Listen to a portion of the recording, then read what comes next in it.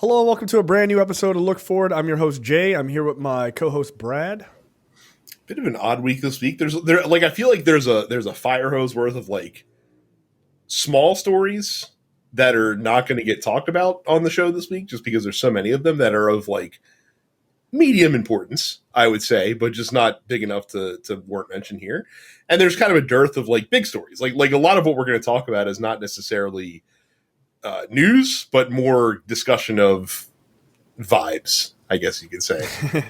Politics via vibes. No, that makes sense. Look, as I sent it to you earlier today, the theme for tonight's episode is Trump actually trying to win? I'm not so sure he is, or I think he's fucked, bro. Like, I think those are, it's weird, and we'll talk about it. There's a number of stories that came out in the last like day or two that I was like up reading really late. I'm like, what the fuck is happening over there? And these are kind of like you're talking about. Like, there's a lot of little stories, and there is a couple of them that kind of fit into that theme that I'll talk about a little bit later. So yeah, it's a weird week. It's a very weird week.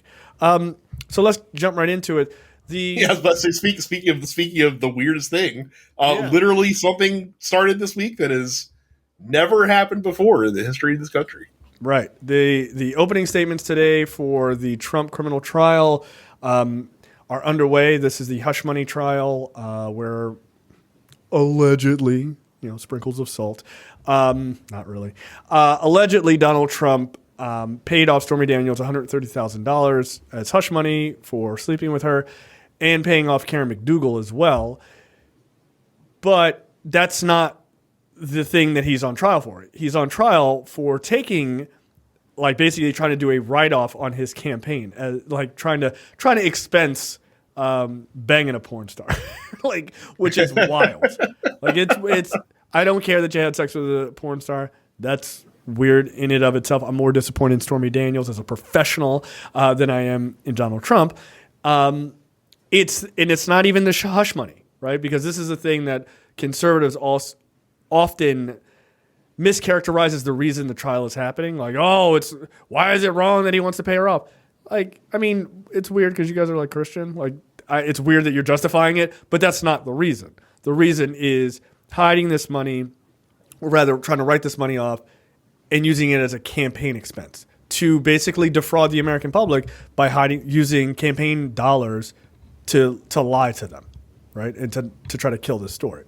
That's why he's on trial for this. Not because of the hush money, and not because he had sex with this woman. It has nothing to do with that. Technically, It has nothing to do with it. It's the whole point. The way that the DA is framing the case is that he did this because he wanted to hide it from American voters because he was afraid it was going to harm him in the 2016 election. Apparently, the tone of the defense in the opening statements is paying hush money for things is actually democracy. There's nothing wrong with that. Yeah. Again, the theme I put out there is Trump trying to win. I'm not so sure. That's a weird defense. It's a weird when defense. you have a when you have a lame duck defendant, you got to ride to the dance with whatever you can. And you got to devise some kind of a legal strategy that won't get you laughed out of the courtroom. And when that fails, I say just devise one that does, and just hope that there's a Trump fan on the jury, I guess. Yeah, that's a weird move. Paying hush money, democracy. Well, if he wasn't on his 85th lawyer at this point, he might have had someone that could mount a better defense for him, but because all of the good lawyers don't want to get stiffed on the bill at the end of the day, this is what he's got, right? Unfortunately, this is a lawyer after Alina Habba. Okay, just keep that in mind. Yeah. She sucked. This person's a rung below her, right? That's wild to me. So yeah, look, so far so good. It hasn't. Again, these are the opening statements. We haven't really gotten to the juicy stuff yet. That'll probably come sometime this week. Well, jury selection jury selection was interesting in and of itself because that was all last week, right? So the jury selection was going on for about a week. Pretty rough. And the way that it was conducted was interesting because they brought in like 96 people or something like that, and they needed to select 12 jurors and 6 alternates. And to kind of speed things along, the judge in the case just basically allowed people to excuse themselves without any interview or voir dire or anything like that if they felt that they could not be impartial. And that literally cut out like half of the people that they called in. They're just like, deuces, I'm out of here. And then the rest of it was like questioning the individual jurors. There was a interesting, and by interesting I mean actually quite horrifying, moment where one of the jurors was seated and sworn in, and because of information that leaked from the press in the room that was covering the trial, not her name or anything specific, like tied to her ID, but like it mentioned that like, oh, she was a nurse and she like this or the other thing, and Jesse Waters on Fox ran with that in his nightly show and basically implied like, oh, like no way this person could be impartial, like you got to get this person out of here, this or the other thing. And this woman came back to court, and Donald Trump retweeted that, by the way, which is a violation of the gag order, that because he's harassing a juror.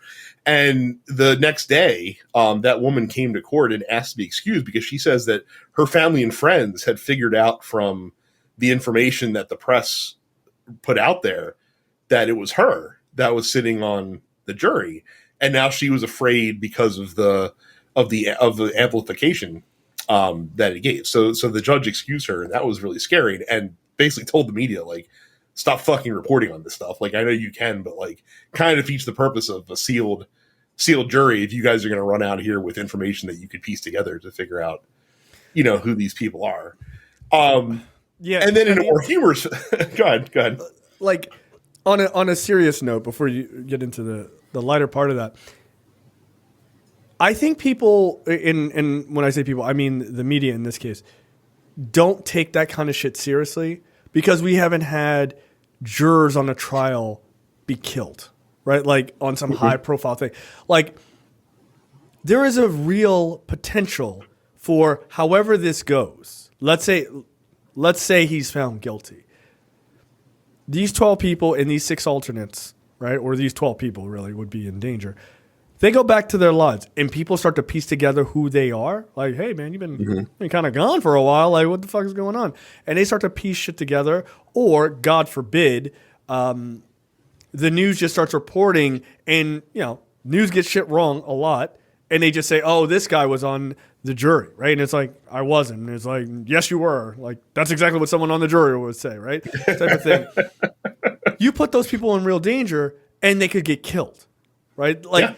To me, I know some countries, I was trying to find a list of them. I know some countries will quite literally keep the identity of the jurors hidden from the defendant and the, or the whoever, like from the defendant, right? Like, and the defendant's lawyers, because quite literally you could just be like, I don't know, man, like deal with these motherfuckers, like, or threaten them or threaten their family. Like, you better, go my way. Or, maybe your dad doesn't fucking make it home. We see that in America, like during like mafia trials and stuff like that. Absolutely. Right. Who the fuck wants to be on that trial, right? Like there's a part of me that says, yeah, I'd love to be on that trial and see justice. One, I am not impartial. Like if I'm being completely honest, they're like, oh, could you be impartial? I'm having a hard time even lying now, Your Honor. I'm sorry. I'm gonna have to get back. We got 320 episodes of this show. Are you kidding me? Hell no. So, like, can you imagine? I'm like, I'm totally partial. And they're like, on the last episode, you called him, quote, a fucking moron. Like, that might have been something I said. Sorry. But see, I would have stayed for the next part, but you could finish your thought before we get to that. So right. So yeah, I mean, but in all seriousness, they should figure out a way. Like, you shouldn't be able, as the defendant, you should not be able to see who these people are. Like, you shouldn't. Yeah. Like it should. And this is a special case. Apparently even like the sealed, like the names of the jurors are sealed from Trump. Like, his lawyers are not allowed to share that with him, which I find very interesting. I don't think they should have the names either. There's irrelevant. Yeah. It's irrelevant to them. By the way, you shouldn't know any juror's name ever as a lawyer. Like, why do you need to know? Hey, Steve, what do you think? What the fuck? You're not calling on me. I'm not in class. Fuck you. I'm juror number 3. That's it. That's all you need to know, right? Yeah, they should be in like Squid Game masks, as far as I'm concerned. Like that's if I had my druthers, that's what it would be, just for their own safety. But where it's funny is when they were questioning the jury, the potential jurors, Trump's team was trying to find like social media posts of them because like they're, can you be fair and impartial? And so basically, a lot of these jurors were confronted with things that they had posted over the past 9 years or so. Some of them very hilariously. So Donald Trump basically had to hear these people shit talking him to his face all week long, which is very good. That feels good. Yeah. One juror had posted a AI video where Trump appears to call himself dumb as fuck repeatedly, and then insisted that he could be fair because I just reposted it. Like, come on, like I didn't post it myself. I just reposted it. Remember, reposting's not an endorsement. It's just sharing. Yeah, I thought it was mean, so I just kept sending it out to my friends. Yep. Another juror was presented with a post she made that said that Trump was a racist, sexist, and narcissist, which she was like, oh, that sounds bad. And I said that, yeah, sorry. But what was funny is so like the both sides, the prosecution and the defense have 10 what they call perfunctory challenges, I believe, where they could challenge the strike jurors with no reasoning. They're just like, I don't like the way that guy fucking looks. Get him out of here. As long as you're not striking, as long as you're not being like fucking racist or anything like that. Like that's okay. And so apparently,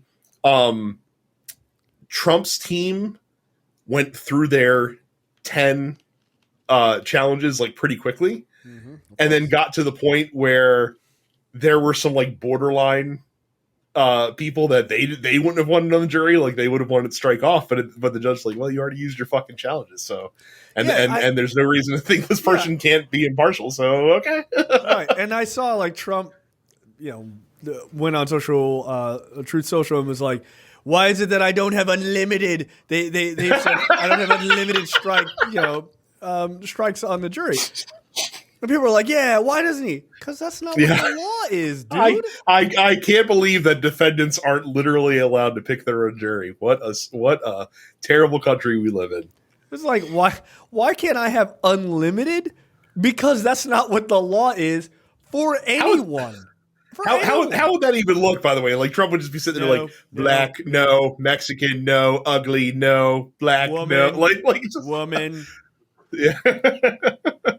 Too tall, white man too tall. No one can be taller than me. Like, yeah, like, I mean, come on. It's a blue shirt, too close to Democrat. Get out of here. Like, this cowboy hat, real shit kicker. I like him. And the guy's like, I'm a liberal from Texas. God damn it. Like, too late. So, yeah, it's really like he doesn't even understand the basics of the law. Like, why can't I have unlimited strikes? I don't know, dude, because they don't want you to try to fuck the jury and just do it unlimited and then you never have a trial. Like that's basically it, right? It's just ridiculous. Like also so like that seems crazy to me. There's I think there's like 900,000 people in Manhattan. I think that in the last election 85,000 people in Manhattan voted for Donald Trump. Like what kind of jury do you think you're getting on this trial, my dude? Like, try as you might, you don't get to just pick 12 people from the 85,000 people that voted for you. Yeah, in the last presidential election. Right, and by the way, like before the trial started, they put in a motion to change venues. Like change venues, yeah. Why? The crime happened in New York. Like it's not even a nebulous federal crime. It happened. You lived in New York when you signed the purpose of the change of venues is because they're claiming that Donald Trump can't get a fair trial in Manhattan. That's not my problem. Don't commit crimes in Manhattan. Sorry, right? Like to quote a great man, "Stop doing crimes, asshole." Like, sorry, dude. Like, what the fuck? What are you talking about? But yeah, again, the other part of my suggested theme for this episode, I think he's fucked, bro. Like, I'm serious. Like, there's a lot going on, and it all seems to fall under those two categories. Is he actually trying to win the election? And there's a lot of thoughts on maybe not. Again, I'll talk about that. And the other side is like, I think he's fucked. Like, so even if he was, he's fucked in so many ways. Like, it's just unbelievable. That's an interesting question. So actually, I'll wait to ask that question until we get later on in the show, and I'll pose it now, and you can answer it later. If not for these trials hanging over his head, would Donald Trump actually want to be president again? And just marinate on that. Just marinate on it. So no, and I will not.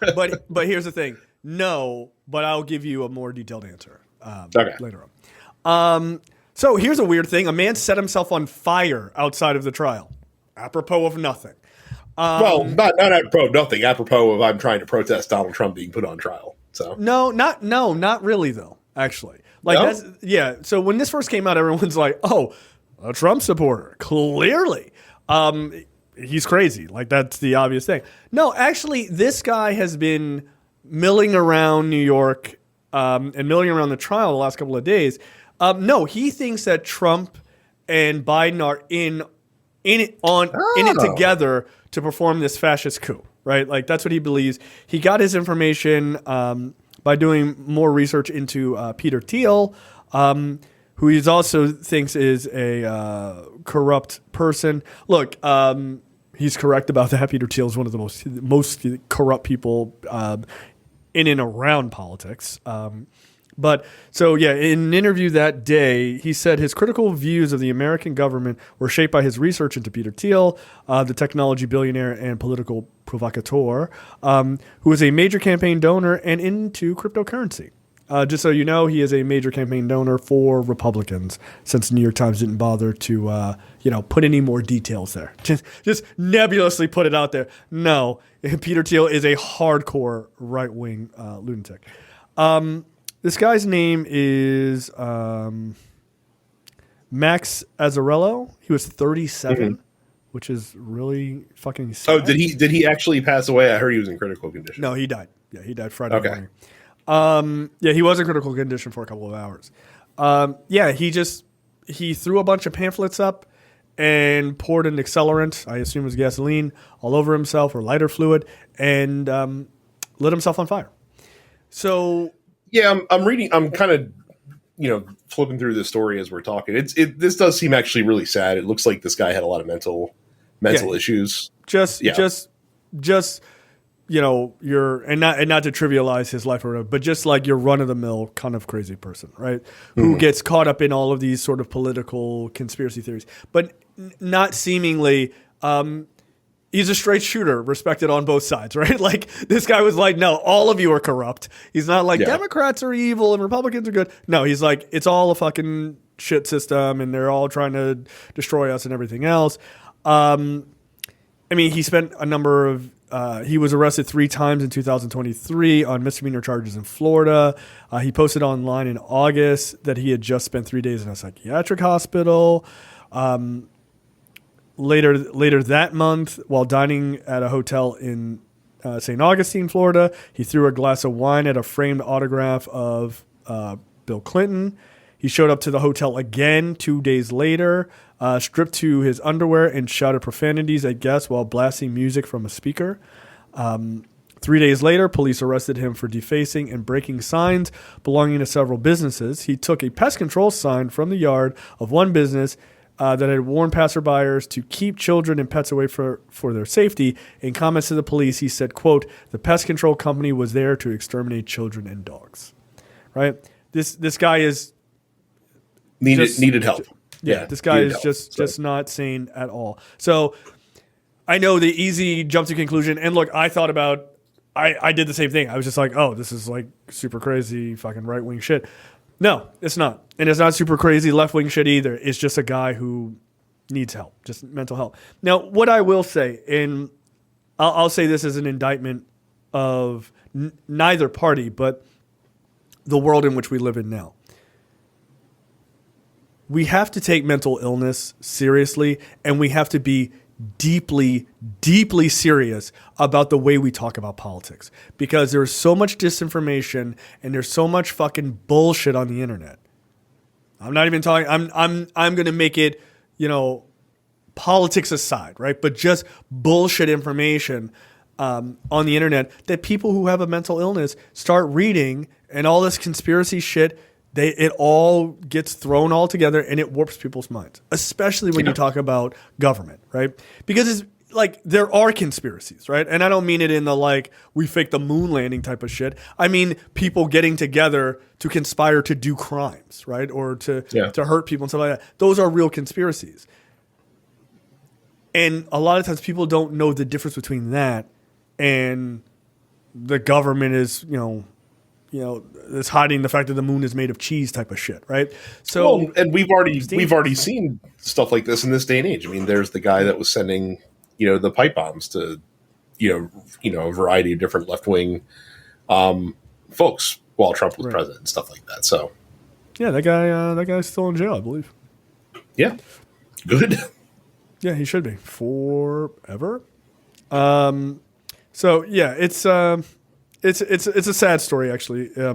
Once you get past the idea that this had anything to do with anyone in particular politically, it didn't. It was just, it's just like some general. I believe this because there's so much misinformation and garbage out there. Next up,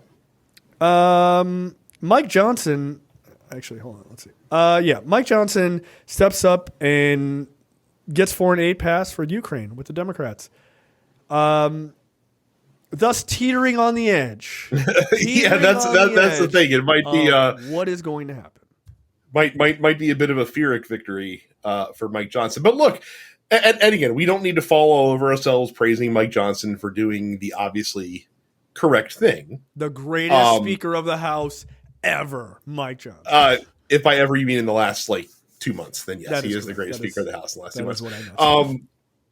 So again, we don't need to fall over ourselves praising Mike Johnson for doing this, because again, this is the right thing to do. But I am glad to see he did not wither in the face of scrutiny from his own party, or should I say, the fringes of his own party, to do the right thing. Yeah, it's I have to say I'm impressed. I'm shocked that he was able to get it done. Mm-hmm. I'm way more interested to see what happens next. If I'm being honest. Absolutely. Well, I mean, now it's time for now it's time for Marjorie to see hey, were you just talking a lot of shit, or are you actually gonna do something about it? So. Look, if you are on social media, especially like the Twitters and the TikToks, you need to start promoting the hashtag Marjorie Taylor Greene is a coward, and then hashtag motion to vacate. Just push her to do it. Come on, don't be fucking scared, right? Well, and here's a quote from him, that he told reporters, quote, "To put it bluntly, I would rather send bullets to Ukraine than American boys. My son is going to begin in the Naval Academy this fall. This is a live fire exercise for me, as it is so many American families. This isn't a game. It's not a joke." Talking about Ukraine aid, being passed. Look, he's not wrong, right? Apparently, people categorize this as an impassioned speech. Sure, I guess. Here's what I do care about. We are sending money so that a sovereign country, can defend its border and cannot be taken over by arguably our number one adversary, right?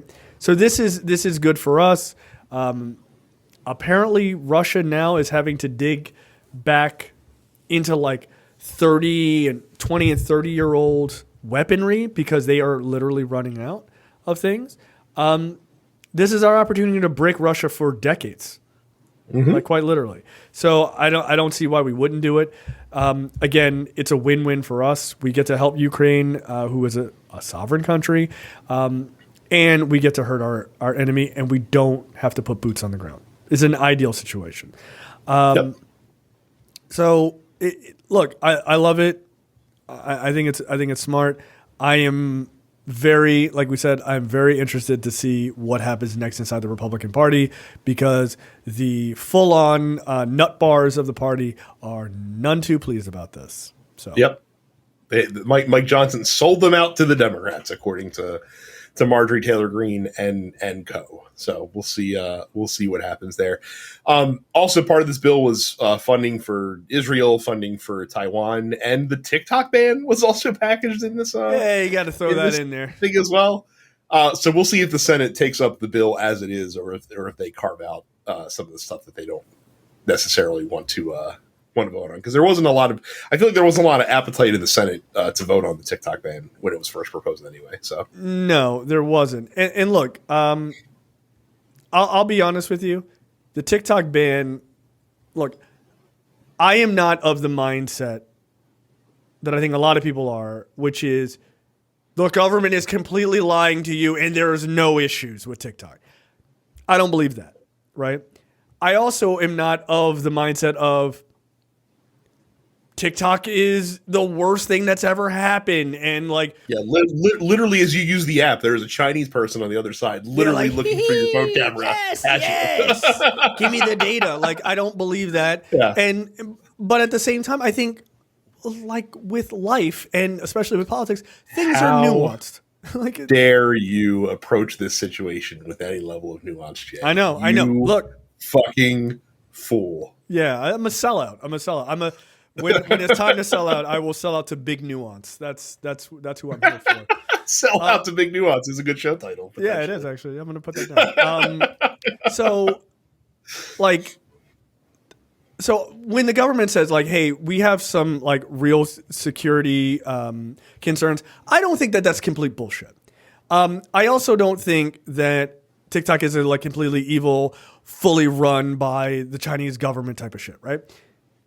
I think that there are certain shit that they've seen and they're like, we're not too pleased about it. But I also think the American government is very hypocritical, because it's like, hey man, I don't like that these guys may have access to our data. That's bullshit. Hey, Mark Zuckerberg, would you like all of it? Right? Like, so we're not holding social media companies in the US. More to come on privacy breaches later on in the show. So right. So like, I try to take a very nuanced approach.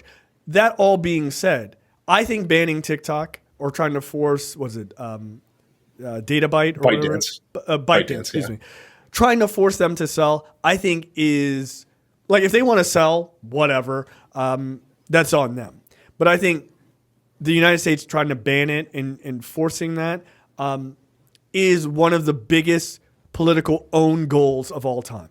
Mm-hmm. You've got young people in your pocket. You do. You have young people in your pocket for this election. Why would you give them a reason to be fucking mad at you? Why? Yeah.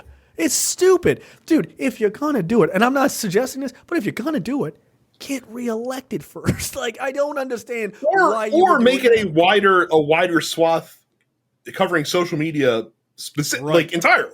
Like don't just do a TikTok targeted bill, like target all social media. Yeah. So yeah, this not is your chance. Not banning it. Yeah. I mean, I'd be fine with that. But like, I mean, also, yes. Yeah, ban it. It's oh no, please don't. Right?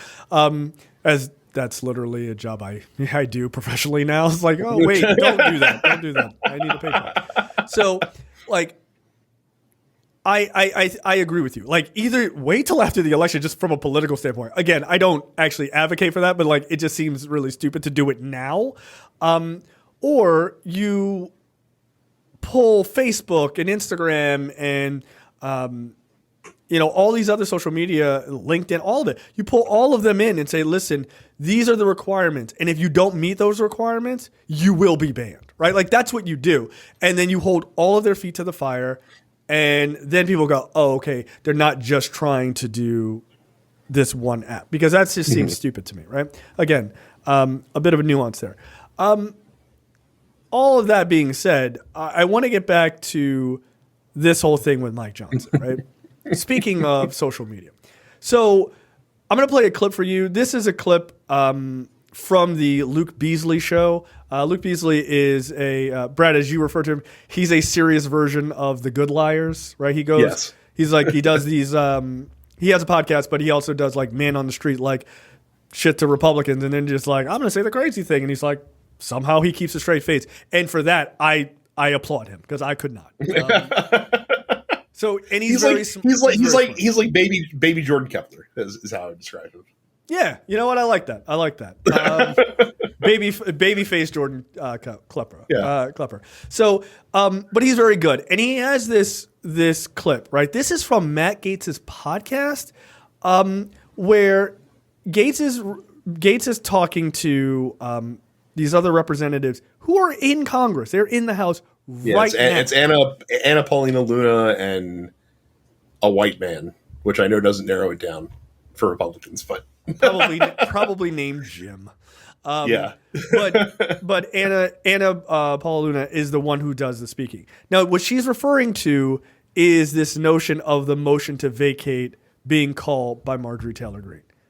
This is right wingers talking to other right wingers in front of other right wingers, giving you a whole lot of tea. So this is super fucking interesting. Here you go. Come on. Here it is. So I'm just going to tell them. Yeah. So I heard that if and when the motion to vacate is introduced, that there will be immediate resignations of a couple of more moderate members of Congress. And in the event that happens, that ultimately means it does go to a Democrat speaker. And so we're in a predicament. So a predicament? Yeah. Yeah, exactly. A predicament? Like, is that what we're calling it now? Yeah, that's a charitable word to use in that for that specific circumstance for Republicans. I'd say catastrophe would be more apt. Look,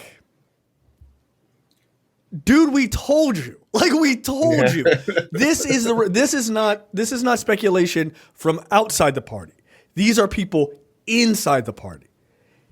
Republicans, moderate Republicans, hate the rest of this party so much at this point because they become so fucking extreme that they're willing to go, you know what? Go fuck yourselves.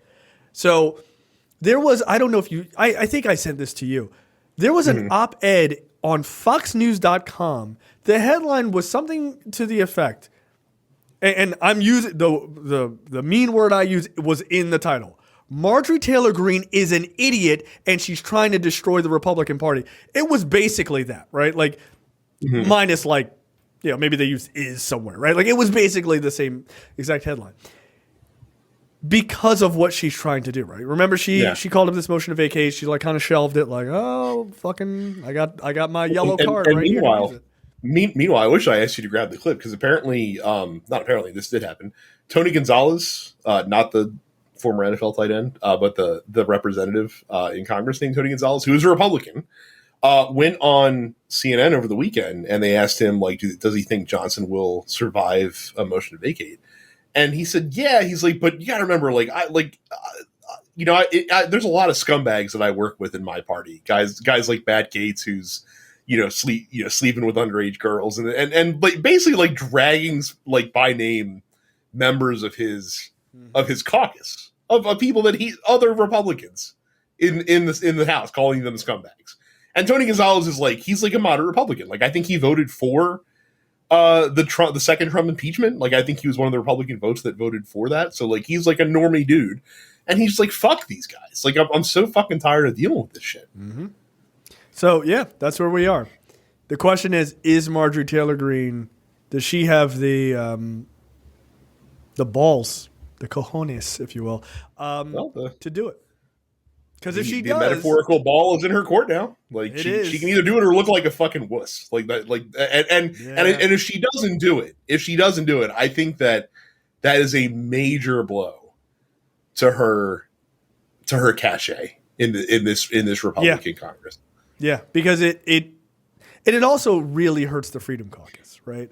Because they are very much this group of people who are like, we don't just fucking talk that shit, we do that shit, right? Like, well, but again, they're fucked either way. They're fucked either way. They either look like we talked about last week, they either look like pussies, or they literally potentially hand the House to the Democrats before an election. Yeah. I mean, look, here's the thing. If I was a betting man, I am. Do I think Marjorie Taylor Greene is going to pull the trigger? I think she has to. I think she does. I think she she has has to. She has to. Yeah. And here's the wild shit. She pulls the trigger. Moderate Republicans. And look, they already know who they are. They know exactly how many of those motherfuckers they need to walk so Hakeem Jeffries can have the House, right? It's like, you going or me? Which one of us, right? Like, they're out, right? They immediately stand up. We're resigning. Go fuck yourself. End of today. I'm done, right? Right now. Then the Democrats save Mike Johnson to fuck over Marjorie Taylor Greene. And then they lose. Well, no, I guess they wouldn't. I mean, there would be no point because they could actually get Hakeem at that point. Yeah, no, they could turn their back. And I mean, again, like if the Republicans literally lose 2 more members, that's it. The Democrats have the majority in the chamber at that point. Yeah, that's it. So it's a wrap. Yeah. I think she kind of has to. I agree with you. I think she kind of have to because the alternative is again like you're someone who doesn't have the balls to follow through, because she's been talking shit for weeks. If you do this, this is going to happen. Well, guess what? It's done now. Now what? Your turn. Yeah, because you're gonna immediately lose all of your power. In Congress. You will lose all of it, right? The fact that she has any power is fucking wild to me. I know. It's just brute strength, right? Like, she says, fucking come in here and tear shit up. And people are like, yeah, no, she did. But if you don't do this now, you might as well leave Congress because you'll have no power after that. Yeah, and go get a cushy Republican lobbying gig somewhere. So yeah, and by the way, if she doesn't do it, don't be surprised if the Republican Party is like, you know what? You don't get to sit on any committees. We're done with you. Like, don't be shocked by that. Like, I could totally see them just being like, get the fuck out of here. Just for even bringing that shit up and causing chaos, you're done. And then she's going to wish she fucking did call that motion to vacate. Yeah, go sit on the back of the bench where you belong. So yep, and do nothing. Just like your homegirl who is about to get her ass booted out of Congress too. Right? Yeah. And also I could see Republicans really feeling the need to try to like get her the fuck out of there. Like, period. Like, you are too dangerous and too stupid. Like, we need to get you the fuck out of there. So I can see somebody trying to primary her as well. But no, I think she kind of has to. I think she has to. She does have to. All right. When do you think that goes down? Do you think it's this week? Again, I feel like it's got to be. Well, maybe she'll wait till the bill's actually signed. Maybe she waits till it's official and crosses her fingers that the Senate will bail her out. Spoiler alert: they won't. Like, they passed an aid package months ago that has all the shit in it. Right. So. Yeah, like, Mr. President. Yeah, no, I think you know what? That's it. When the bill is signed, once it hits Biden's desk and it's signed, yeah, I can see that she's just like, fucking, like, let's go. Let the chips fall where they may. Yeah, the chips. They're going to, a nice big old bowl of chips, they're going to fall into Hakeem Jeffries' lap, and he will sit there and eat them as he's the new speaker. Yeah. But again, never forget what she said a couple weeks ago. You can't blame me for what is going on. But we can. But we can. Right. But that was her attempt, and I talked about this a number of times, and you and I both talked about this. That is her attempt at getting in front of the narrative. But it ain't going to help you. Like, it's not going to help you. Truly a really ham-fisted way to say, like the congressional version of guns don't kill people, people kill people. Right. Mike Johnson screwed himself. Yeah, Mike Johnson screwed himself by bringing it to the floor. Like, I should be to blame for this giant fucking sword that I'm hanging over his head. Right. Mike Johnson screwed Mike Johnson. Like, that's right. Yeah, like, no. I don't think that's how that worked. So yeah, I think you're right. I could see her pulling like a modern rap beef. Like, I'm just waiting for you guys to finish all of your shit, then I'll respond. Like, I was on tour. Like, all right, just get to it. Yeah, we'll see. All right. All right. Now, let's get to some of my favorite fucking stories of Oh my god. You don't even I forgot to put my favorite story on the docket. It's not too late. Bro. It's not too late. But boy, it relates to the story. So I'll talk about it as we're talking about this story. Okay. All right. So Donald Trump is funneling campaign money into his cash-strapped businesses. Experts say it looks bad. You think? Okay, U.S. Today. I don't think that last sentence was fucking necessary, but like, I think it looks bad, guys. Donald Trump's main 2024 White House campaign fundraising operation sharply increased spending at the former president's properties in recent months, funneling money into his businesses at a time when he is facing serious legal jeopardy. Trump's Joint Funding Committee wrote 3 checks in February. One in March to his Mar-a-Lago club, totaling $411,000. Another in March to Trump National Doral in Miami for $62,000, according to a report filed to the FEC. So they are suffering in so many ways. They are suffering by pulling money at the RNC, pulling money and throwing that all to his legal bills. We didn't even fucking talk about the other story. I didn't put it on the docket. That I know this is the one. That's the one, right? Yes. This They're is the one demanding 5% of the down ballot races if they use his name or likeness in their fundraising campaign. That is the funniest fucking thing I've ever seen. Most people running for president love being tied to down ballot races because because essentially like it's a symbiotic relationship because they're riding your coattails and you're helping pull people along, and at the same time like they might be energizing people to vote for you. Correct. Who might not normally vote for you. Like so it works both ways. It helps both people in that instance generally. But Trump's like, yeah, you're like you're using me, give me a cut, give me a fee. Yeah, no, Trump is more. It's more of a, instead of a symbiotic relationship. It's a branding deal. It's a branding deal. Yeah. I mean, it really is. I was gonna go with succubus, but yeah, I mean that also works. Yeah, that story is insane. So you're taking money that potentially could be from the RNC donations, filtered down to the down ballot races, which is how it always works, right? DNC does the same thing. You're eliminating that by taking all that money, or next to all of that, pretty much all that money, and sending that to his legal fees. Then you're asking the people in the down ballot races who are already suffering because they don't have nearly the amount of money that they would normally have to then kick up 5% at a minimum. Because the letter was like, if you want to pay more to the king will be gracious. Yeah, like we do not simply cap tithes at 5% of your campaign revenue. Like no, we'll happily accept more. It's so very funny to me, and again it just goes to underline the point and show you he doesn't give a shit about governing. He doesn't give a shit about advancing Republican causes, because if you were the president, you would want as many Republicans in Congress. You would want as many Republicans controlling state legislatures, controlling governorships across the country to help implement your agenda. If you gave a shit about the governing apparatus of your party, the dude just wants to be president so he can make his criminal cases go away. That's it. Some of them, because he can't make all of them go away. Right. But he can make some of them go away. And look, that's the point. And that's why I said the theme of the show is like, does he even want to win? Like, truly want to win? No. He just is trying to cover his ass.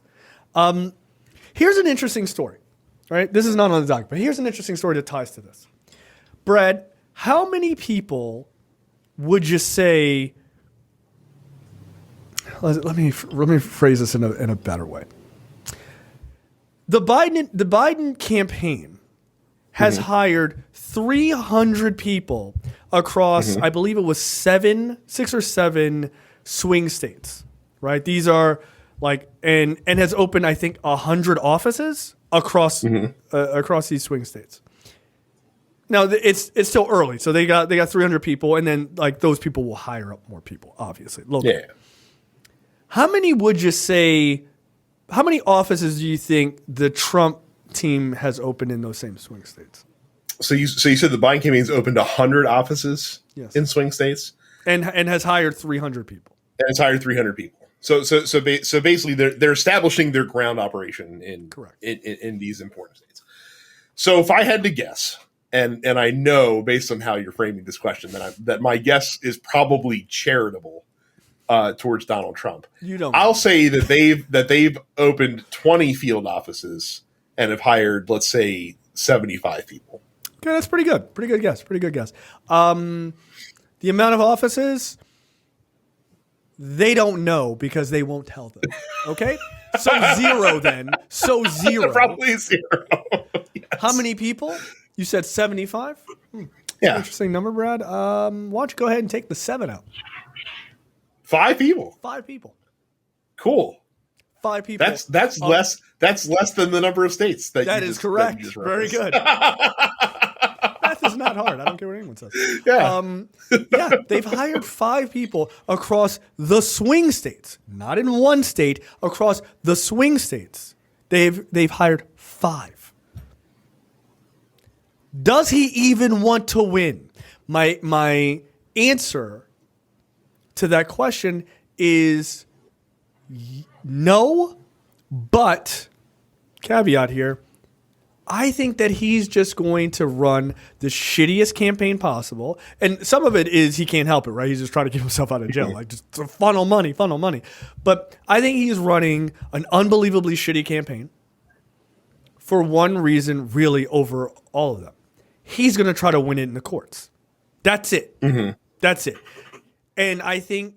Well, that's arguably the most damning indictment of this country is that he is going to run literally one of the worst campaigns of all time and still gather 48% of the popular vote. Right. So I think he's going to try to win it in the courts. And I think what argument they are going to use, mark it down, be the greatest dude I told you of all time.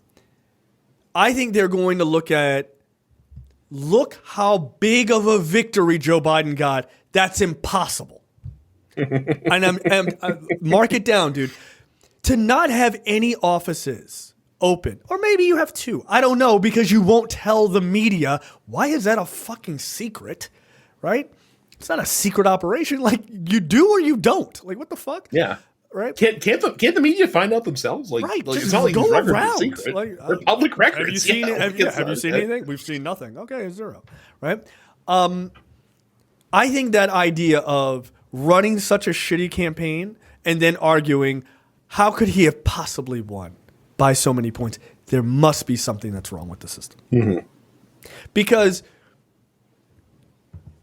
to not open any campaign offices, to only have hired 5 people is ridiculous. That, by the way, that's just the swing states. Do we know how many he's opened across the country? I have no idea. Who the fuck cares if it's in Montana? You don't need it. You only really need it in the places that are purple. That's where you need the office. That's why the report came out. Nobody gives a fuck if Joe Biden's got 1,000 offices in Maryland. It's going to be blue anyway. No one cares. Yeah.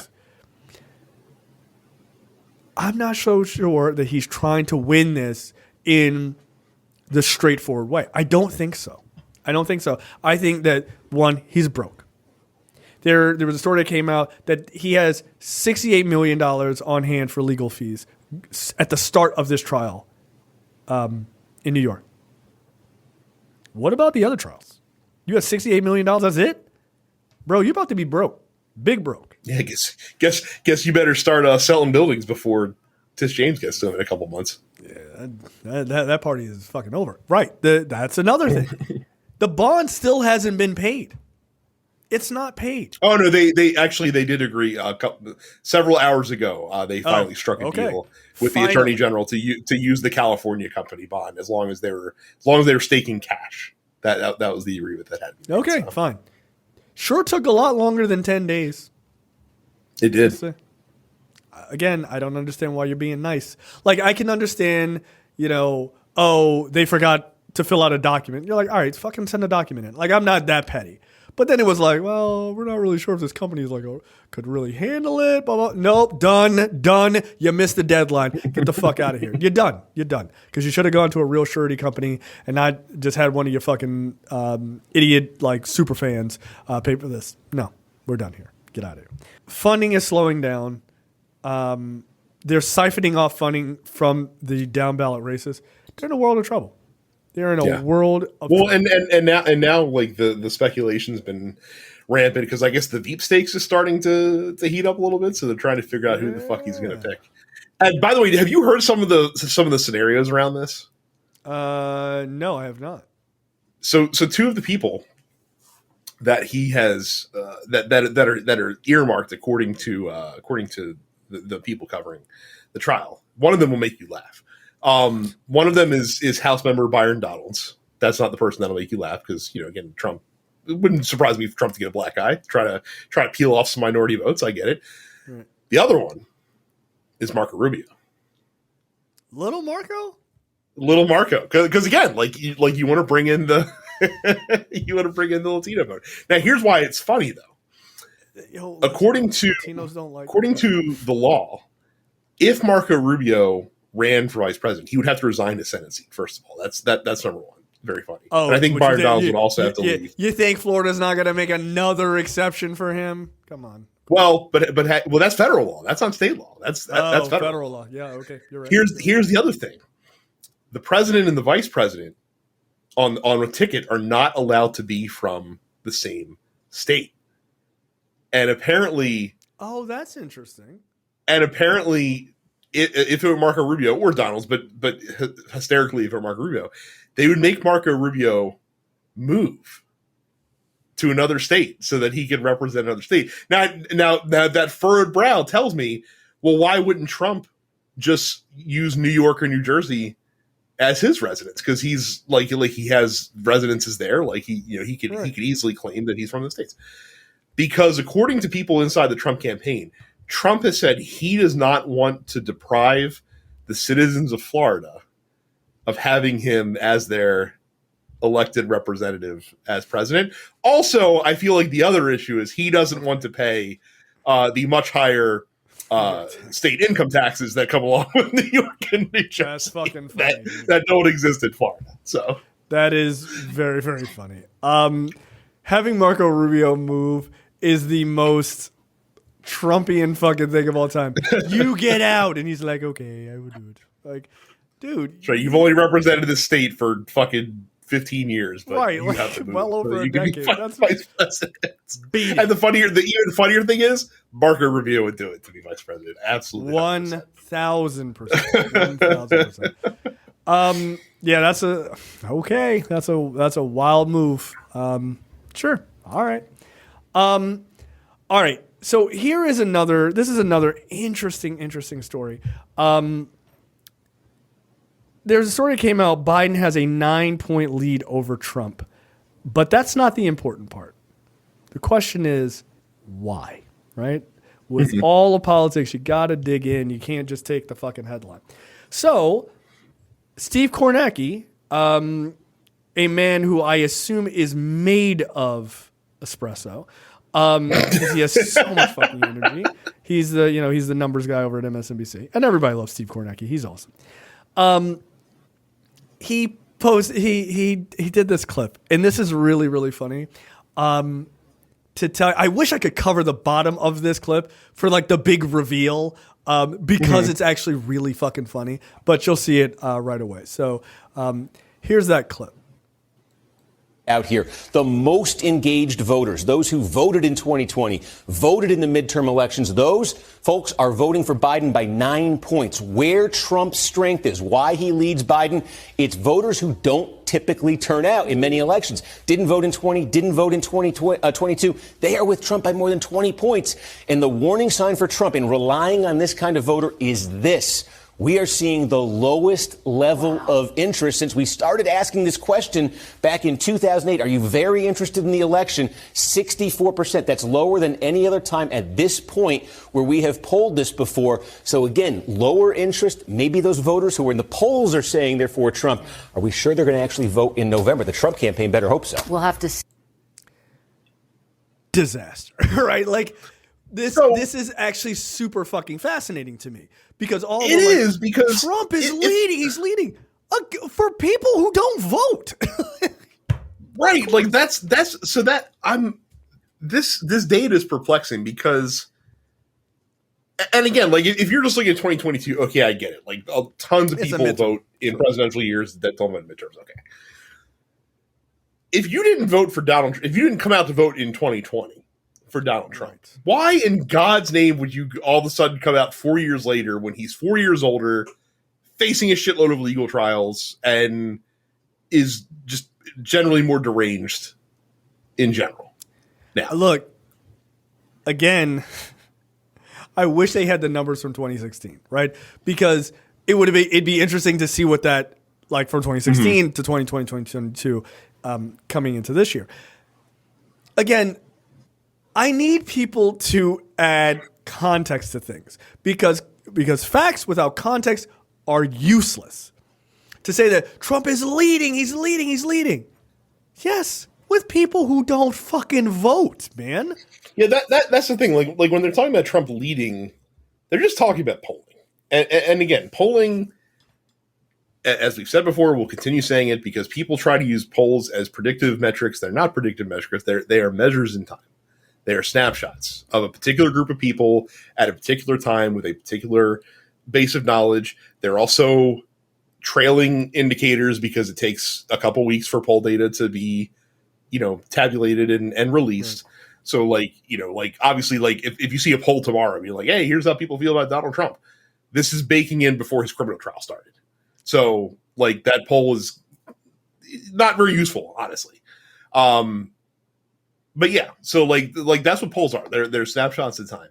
So don't use them to predict things. Just understand that what you can measure is you can measure trend lines in polling over time. You can look at polling and measure it to see how things are, right, are trailing out. Yeah, I found that shit funny. It's like 22 points. Oh my God. Oh, with people who don't actually vote. Okay, so why don't we just not have that up there? Because it's fucking useless. Like you said, if you didn't vote for him in 2020, when his back is against the wall, you want to keep the man in power. If you weren't willing to do it then, against the same guy he's running against now, why would I believe that statistic means anything? When, by the way, voting in most places in this country was literally never easier than it was in 2020. Right. And look, what that tells me is it sort of solidifies my view on conservatives since 2016. There's a ton of people who, for the first time, and you can always tell anytime you have any political discourse with them, 2016 was the first time they paid attention to politics, right? And they were just like, oh, this guy is speaking my language. And that's the first time they got in.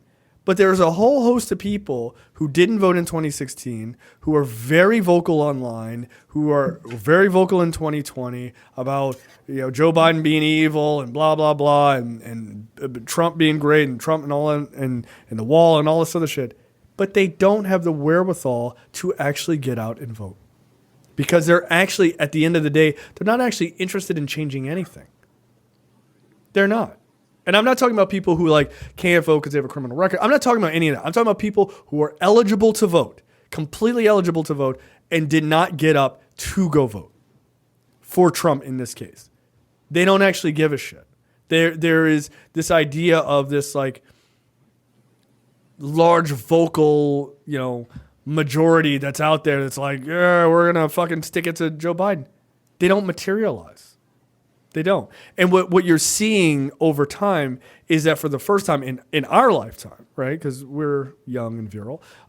First time in our lifetime, we're seeing young people who say they're going to vote, fucking do it, right? Like they are entering that time in their lives where we are becoming the big voting bloc. Like that's what's happening. We're look at us. We're the boomers now, right? Like that's what's happening. And so you've got a lot of people on the right who are just not interested. They're just not interested. And here's the thing, you shouldn't be surprised because they were never interested until 2016. That's it. And so that plus 22, look, like Steve Kornacki said, I wouldn't bank on that shit, bro. Like that's not a good idea. Well, and also too, like even though his number of raw votes increased in 2016 or 2020 compared to 2016, there are a lot of people that voted for him in 2016 as like the guy come in and shake things up, you know what I mean? And then like they saw what that looked like and they're like, oh no, this was a terrible idea. And then there's some people that stuck around till 2020 that are like that, even more people that are like, oh no, yeah, like voting for him is a terrible idea. And again, like I think you will see, Steve Kornacki pulled up that this was the lowest interest in an election since 20, in a long, long time. I think you will see less turnout this year than you did in 2020. And if these numbers are to be believed, that like the numbers don't lie. They spell disaster for you at sacrifice, Donald Trump. So yikes. I don't even think he has a 33 and a third chance of winning. Like, but if you put RFK in there, maybe it becomes a 66 and 2/3 chance. I don't know. Yeah. You take RFK's 25% chance because he knows he doesn't have a chance of being Joe Biden. Still one of the great. I don't even know. Look, if you don't know where that's from, do yourself a favor and look up Scott Steiner math. It's one of the greatest moments in wrestling. Hands down. His math was correct. Oh, my God. His math was correct. That's the problem. It was actually correct. Okay, that's the end of the free portion for this week's episode of Look Forward. Make sure you go to lookforwardshow.com/premium. Sign up for premium content. It's only $5 a month or $50 for the full year.